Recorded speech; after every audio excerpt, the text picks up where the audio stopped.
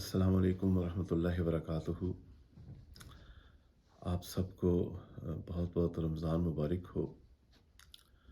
رمضان المبارک کا آخری عشرہ شروع ہونے والا ہے،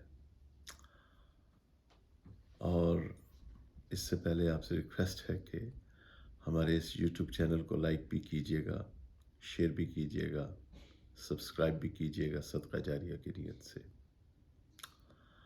میرے بھائیوں اور میری بہنوں، رمضان المبارک کا آخری عشرہ شروع ہونے والا ہے۔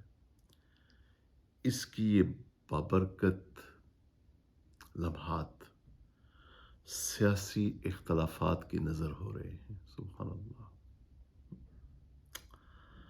نامناسب گفتگو جو ایک مسلمان کو، نبی کریم صلی اللہ علیہ وسلم کے ایک امتی کو زیبا نہیں ہے۔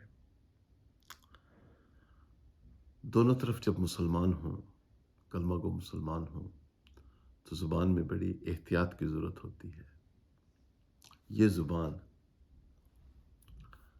اور شرمگاہ، یہ دو بڑے سبب ہیں، اگر ان پہ کنٹرول ہے تو انشاءاللہ جنت کا راستہ آسان ہے۔ اگر ان پہ کنٹرول نہیں ہے تو اللہ ہمیں بچائے، جہنم کے دروازے کھل جاتے ہیں۔ تو اس لیے اب ہم اپنے سر کو اپنے رحمان رب کے سامنے جھکائیں اور اپنے آپ کو یہ ریئلائز کروائیں کہ پتہ نہیں آئندہ ہمیں یہ نعمتیں نصیب ہوں گی یا نہیں ہوں گی۔ اعوذ باللہ، آج کا ٹاپک جو ہے وہ ہے سنت اعتکاف اور رمضان المبارک میں لیلۃ القدر کی عظمت۔ اعوذ باللہ من الشیطان الرجیم، بسم اللہ الرحمن الرحیم۔ انا انزلناہ فی لیلۃ القدر، بے شک ہم نے اتارا اس قرآن کو لیلۃ القدر میں۔ وما ادراک ما لیلۃ القدر، اور آپ کیا جانتے ہیں کہ لیلۃ القدر کیا ہے؟ وما ادراک، جہاں پہ بھی قرآن میں آیا ہے اس کے بعد بہت اہم مضمون ہوتا ہے۔ یا یہ قیامت کے لیے آیا ہے، حقوق العباد کے لیے آیا ہے، لیلۃ القدر کے لیے آیا ہے۔ وما ادراک، سورہ طارق میں آیا ہے، یہ جو آپ کا نظام شمسی ہے، ایور ایکسپینڈنگ یونیورس، تو یہ ایک اسلوب ہے کلام پاک کا۔ جب بھی آئے نا وما ادراکا، تو آگے دیکھیں کیا مضمون آ رہا ہے، اس پہ غور و فکر فرمائیں۔ لیلۃ القدر خیر من الف شہر، یہ رات 1000 مہینوں سے بہتر ہے۔ تنزل الملائکۃ والروح فیہا باذن ربہم من کل امر، فرشتے اور جبرائیل امین علیہ السلام اترتے ہیں اپنے رب کے ہر کام کے ساتھ۔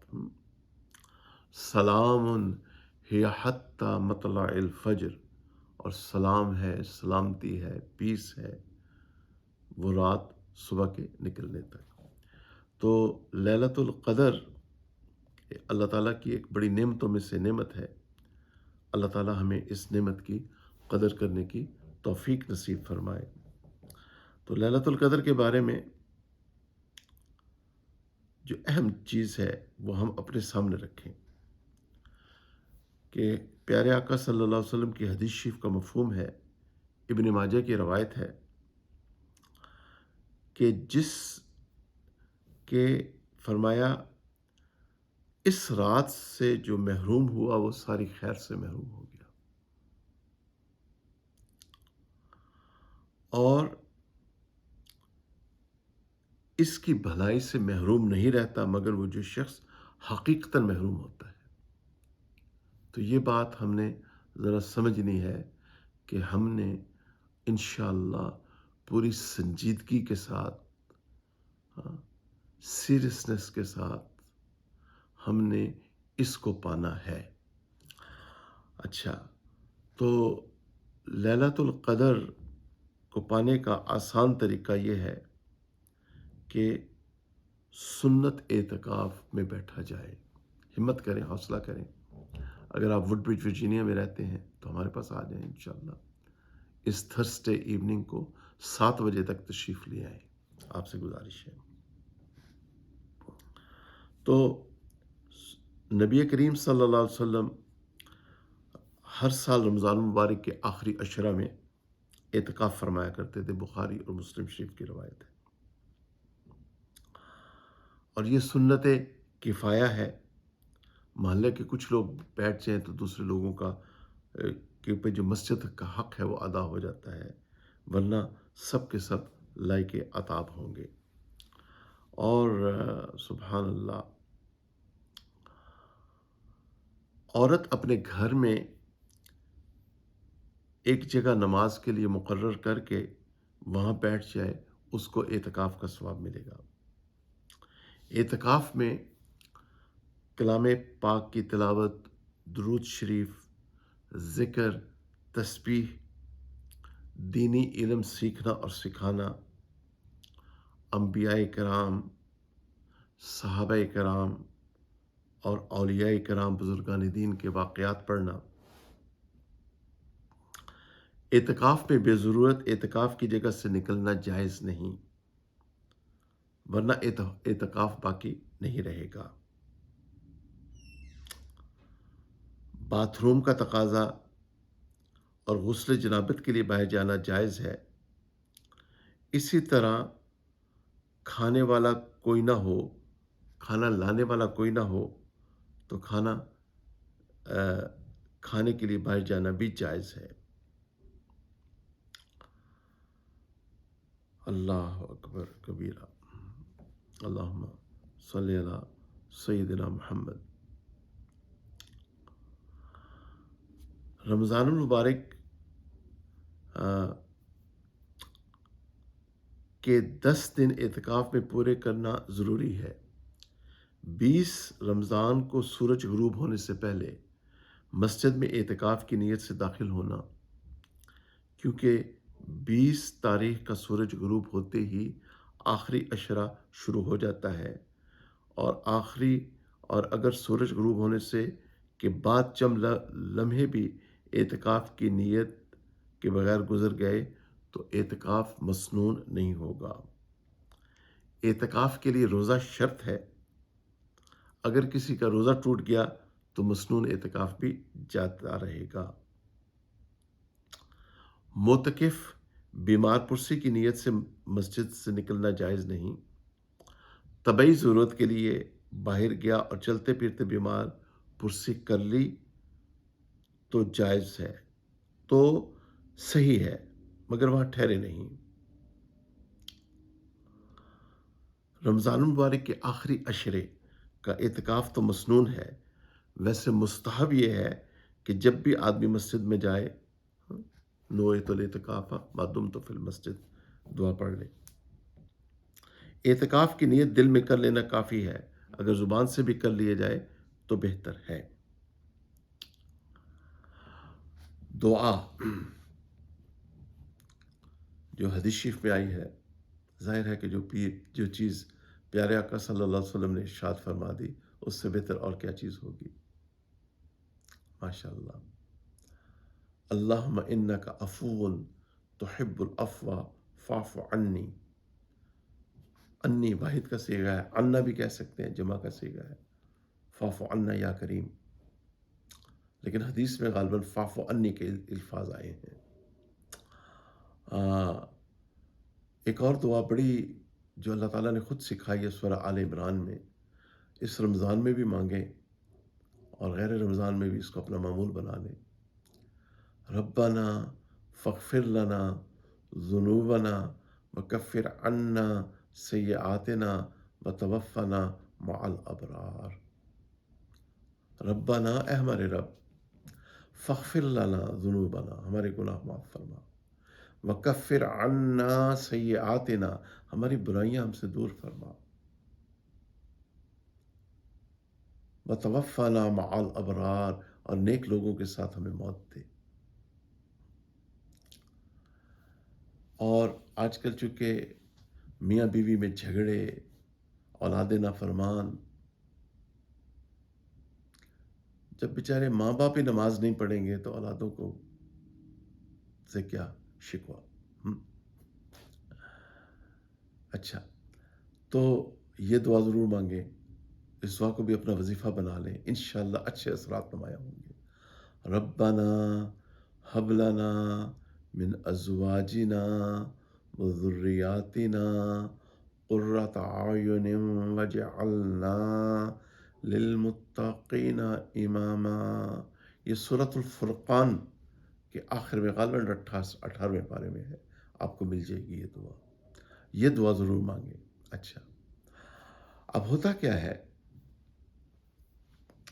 کہ ایک کلمہ گو مسلمان نماز نہیں پڑھتا، زکوٰۃ نہیں دیتا،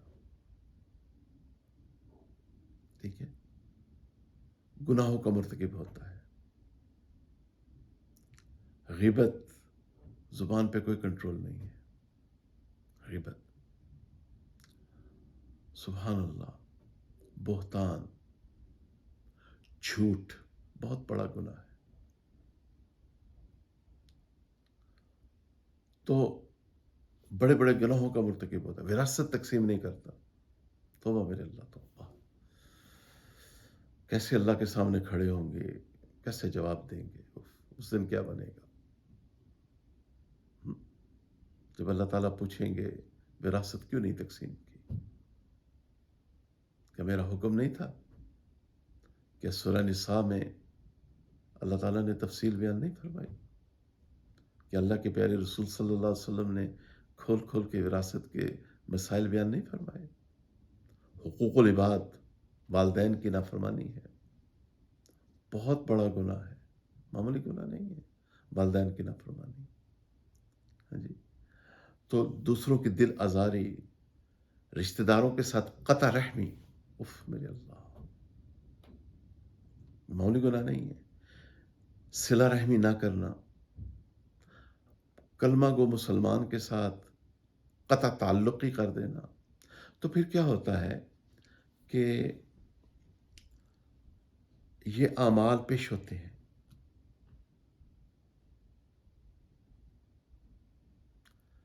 ہر سوموار اور جمعرات کو، اور اوپر سے فیصلے ہوتے ہیں۔ اب یہ شخص اگر شعبان میں مر جاتا تو جو قرآن و سنت کی تعلیمات ہیں گناہوں کے بارے میں، تو وہ یہ ہے کہ اس شخص کی قبر جہنم کا ایک گڑھا بن جاتی، مگر رمضان آ جاتا ہے، یہ شخص مسجد آنا شروع کر دیتا ہے، نماز پڑھنا شروع کر دیتا ہے، مسجد میں تعلیم ہوتی ہے، یہ توبہ کا امام صاحب کہتے ہیں توبہ کرو، استغفار کرو، یہ توبہ اور استغفار کرتا ہے۔ امام صاحب کہتے ہیں بھائی سنت اعتکاف میں بیٹھو، اپنے تقاضے آگے پیچھے کر لو، یہ سنت اعتکاف میں بیٹھ جاتا ہے، آخری عشرہ پاکیزہ ماحول میں گزارتا ہے، دن کو آرام بھی کرتا ہے، نمازیں بھی پڑھتا ہے تکبیر اولیٰ کے ساتھ، رات کو عبادت بھی کرتا ہے۔ اب اس شخص کی موت اگر شوال میں لکھی ہے تو اب اس کی قبر جنت کے باغوں میں سے ایک باغ بن جائے گی۔ جنت اتنی خوبصورت جگہ ہے، وہاں آپ کی ہر خواہش پوری ہوگی،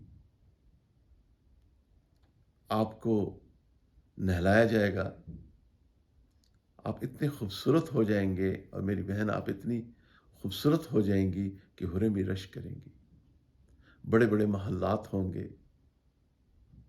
اسی طرح جہنم ہے، جہنم کے 7 درجے ہیں، پہلا درجہ مسلمانوں کے لیے ہے، اور وہ ان کو جہنم میں ڈالا جائے گا، ایک ایک نماز جو قضا کی، حقوق العباد کو جو پامال کیا، اور جہنم میں تاریکی ہوگی، آگ ہوگی، استہے ہوں گے، بچھو ہوں گے، چیخو پکار ہوگی، آگ کا لباس ہوگا، اور لوگ اتنا روئیں گے کہ آنسو، ان کے جو آنسو ہیں اتنا خون بہے گا کہ سبحان اللہ، ان میں کشتیاں چل جائیں، حدیث شریف کا مفہوم ہے، اور جہنم میں جو عذاب ہے یہ بڑھتا چلا جائے گا، کم نہیں ہوگا، جسموں کو بڑھا دیا جائے گا۔ تو میری سمجھ میں یہ بات آئی ہے کہ سب سے بڑا ڈیوائن کرائم یہ ہے کہ ایک شخص کو اللہ تعالیٰ نے انسان بنایا اور اس نے اللہ کی عبادت نہ کی۔ اور یہ بڑی دکھ کی بات ہے کہ ایک طرف ہم کلمہ پڑھیں، دوسری طرف ہم اللہ کی، معاذ اللہ، نہ اللہ تعالیٰ کی بات مانیں، نہ پیارے آقا صلی اللہ علیہ وسلم کی بات مانیں۔ میرے دوستوں، میرے بھائیوں، میری بہنوں، ابھی آخری اشرا باقی ہے۔ آئیں ہم ایک نئے عزم اور ارادے کے ساتھ توبہ کریں، استغفار کریں، اور ایک نئی، جیسے کہ ہمارے بڑے فرماتے ہیں، ایمانی، اسلامی اور قرآنی زندگی شروع کریں۔ اپنا بہت خیال رکھیے گا۔ میری طرف سے آپ کو بہت بہت عید مبارک۔ اللہ تعالیٰ اس مسلمان امت کے اوپر رحم فرمائے۔ اللہ تعالیٰ میرے پیارے رسول اللہ صلی اللہ علیہ وسلم کی اس امت کی ہر مشکل آسان فرمائے۔ مسلمان امت اس وقت بہت بڑی آزمائش میں ہے میرے بھائیوں، میری بہنوں۔ ایک دوسرے کے لیے دعائیں کریں۔ ہر طرف پریشانی ہی پریشانی ہے، صرف کوئی مسئلے ہمارے حل نہیں کر سکتا۔ فَلَمْ يَجِدُوا لَهُم مِّن دُونِ اللَّهِ أَنصَارًا، پھر انہوں نے اللہ کے سوا کوئی مددگار نہ پایا۔ حسبنا اللہ ونعم الوکیل، ہمارے لیے اللہ کافی ہے، وہی ہمارا کارساز ہے، وہ اللہ ہی ہماری مشکلیں آسان فرمائے گا۔ اور اس کے پیارے حبیب صلی اللہ علیہ وسلم، کہ اللہ کے سچے اور آخری رسول ہیں، ان کی تعلیمات میں، ان کی احادیث میں، ان کی دعاؤں میں ہمیں سکون ملے گا۔ ایک دوسرے کے لیے دعائیں کریں، ایک دوسرے کو معاف کر دیں۔ اپنا بہت خیال رکھیے گا۔ ہماری نئی مسجد ہے، اس کی حفاظت کے لیے دعا فرمائیے گا۔ اللہ اس کو عافیت نصیب فرمائے۔ میرے بیوی بچوں کے لیے دعا فرمائیے گا۔ ایک دوسرے کے لیے دعا کیجیے گا۔ اللہ آپ کا حامی و ناصر ہو۔ السلام علیکم ورحمۃ اللہ وبرکاتہ۔